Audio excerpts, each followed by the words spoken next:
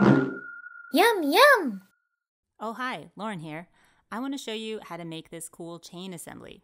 Now, I just want to note that I am using Zen, which is why my workspace layout looks a little bit differently than yours, maybe. If you don't have Zen, you should get it because it's awesome. But until then, you can get all this done in the Setup tab. Step 1, we're going to add a curve. Step 2, we're going to make a chain link. So add a new mesh, give it a name like chain link, and we're going to do this with mesh ops. So I've opened up the mesh ops window and I'm going to add a toroid, and that's way too big. So let's bring this down to about 2 millimeters. And I'll bring these values down as well. Let's see. There it is. Open the schematic view, and we are going to create a new assembly, and let's call it chain assembly and make it active. It comes with these little input and output nodes that I'm just going to move to the side to make room. We're going to use those later. But for now, add the curve and the chain link to the schematic. You'll notice that the chain link has this little yellow diamond, and that just means that there's stuff hidden in there. It's not actually important. What you will need is a curve particle generator and a replicator.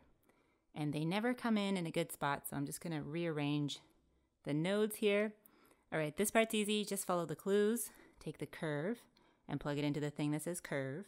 And then take the thing that generates particles and plug it into the thing that needs a particle source. Our prototype is there. And we'll plug that in. And bam, we got stuff on the curve. Sweet. Go back into the curve particle generator. We're going to change the mode to spacing and bring this way down. And, how about next step? Let's go into our drawing and control. And why don't we make our replicators visible so we can actually see what we're doing. Now, go change the forward axis to X, the leading axis down the curve. And these are chain links. They're supposed to interlock. So let's bring this way down. Let's see. All right. That looks all right. Okay, go into the graph editor, and we're going to be working with the rotation gradient of our curve particle generator. It's got two values here at 0 and 100%. And if we take the last keyframe here, and if I middle mouse, click and drag, I can change the value, and it rotates our chain links. That's what we wanted, right? Make sure these are set on repeat, just check. And let's see, I'm going to change the values here. -5, no. -4, no. -40. And I'll change this one to +40, sorry. And we're going to need to squeeze these together because our chain links are really small. So really squeeze them together. Like squeeze them until your curve enters this new alternative universe. Alternate, and maybe alternative. And let's see. Yep, that works. Okay, and you could always change these values if you want to rotate your links around a little bit more. Okay, so next step, add a cute little charm.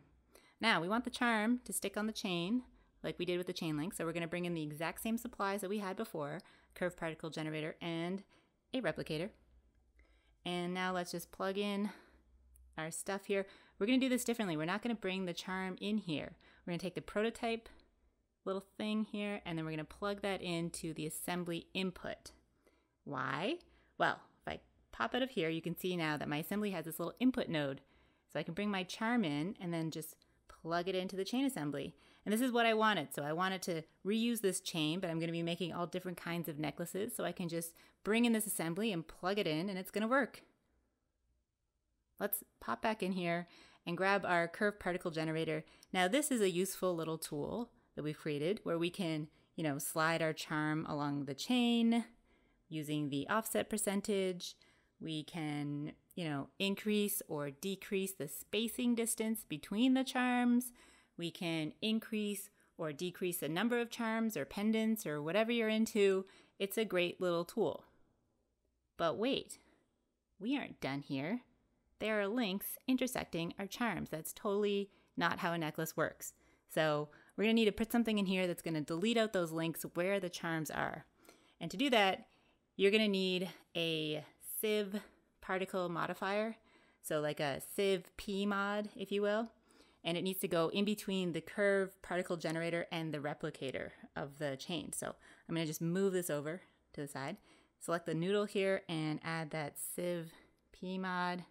And it brings in this locator, which I don't like to look at. So I'm just gonna hide that. Okay, so you can see it's already doing something. It's deleted half of our chain. Not really what we wanted, but we're getting there. So I'm gonna go back in here and I'll change the if clause here to fall off. And we're gonna use a fall off to delete out the links. So I'm gonna add a, what am I doing here? I'm going to add a fall off and a radio fall off. And again, it's way too big.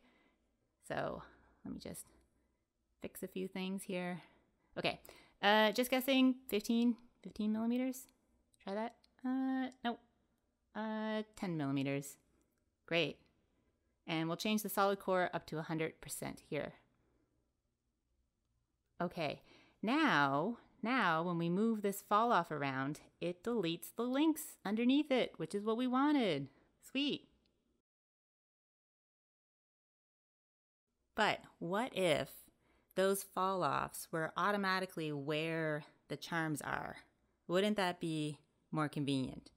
That's a little complicated, so I'll start by moving this curve out of the way. You're going to need to get yourself a curve position constraint, no, a particle position constraint.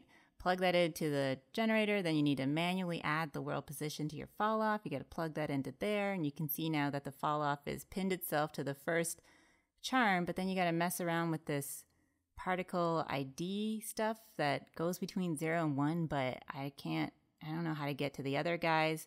And let's face it, this is well outside of my wheelhouse. So I'm just gonna simplify this. Let's delete that. Let's go back here. And I've got a more simple way of doing this. It's not perfect, but I think it works pretty well. So I'm gonna grab my fall off. Let's zero it out.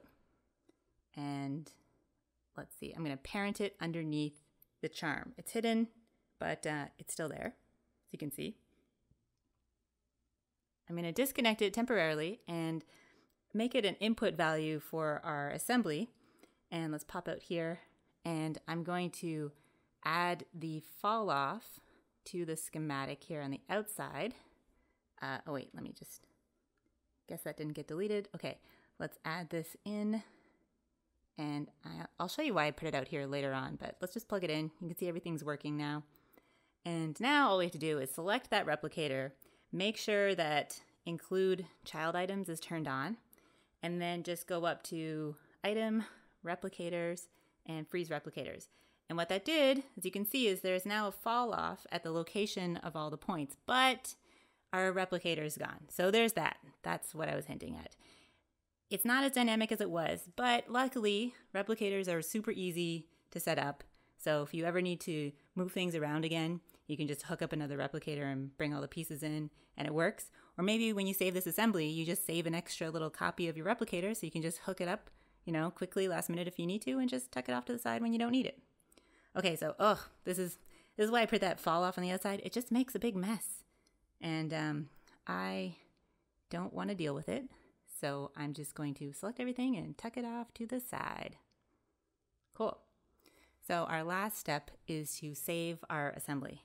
So just click the assembly, right click on it and go save preset. It's going to give you a little warning, sure, and save it as chains, Rolo chain. Oops, surprise, I already did. Well, that's all for me. Thanks, guys. Yum, yum!